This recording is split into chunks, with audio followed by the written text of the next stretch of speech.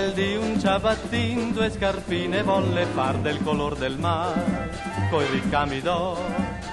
Una bimba le vide, le volle comperar, ma quel rubacuore le propose allora: se stasera tu verrai con me a ballar, te le donerò, te le donerò.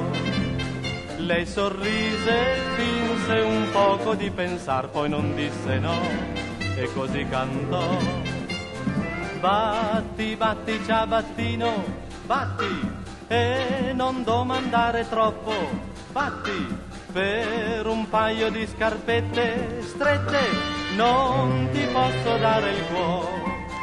La ragazza accettò le scarpine e si provò, poi lo ringraziò e dal ballo andò.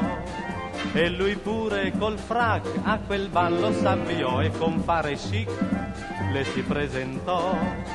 La promessa fatta lui le ricordò e deciso allora fece per ballare.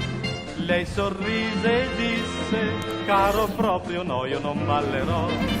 E gli ricantò: batti, batti ciabattino, su batti, e non domandare troppo, batti, per un paio di scarpette strette non ti posso dare il cuore. Non appena però lei si mise a camminar, per incanto oibò cominciò a girare, e dal fin dell'amor la magia lei capì, e dal ciabattino sospirò così: col tuo gioco mai saputo conquistar, se mi fermerai i miei baci avrai.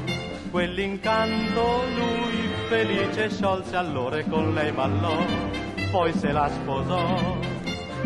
Batti, batti ciabattino, su batti, e non domandare troppo, batti, per un paio di scarpette strette non ti posso dare il cuore.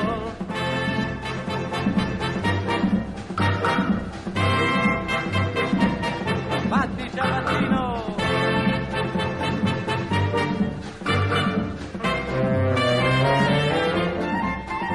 E batti, batti ciabattino, batti, su cantiamo tutti in coro, batti, noi vogliamo le scarpette strette per trovare il nostro amore.